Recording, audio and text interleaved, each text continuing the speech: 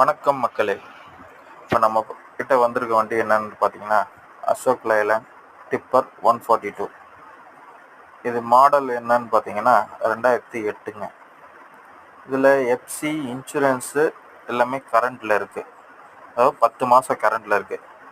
Oil service பண்ணிகிட்ருக்காங்க. Greece back பண்ணியாச்சு. இதில் கேபின் கட்டி நியூ கேபினுக்கு தான் 2 வருஷம் ஆகிட்டுருக்குங்க. இதில் பாடி பிளாட்ஃபாரம் வந்து புதுசாக போட்டு இது கரெக்டாக வண்டி லொக்கேஷன் எங்கே இருக்குதுன்னு பார்த்தீங்கன்னா வேலூர், ராயவேலூரில் இருக்குது.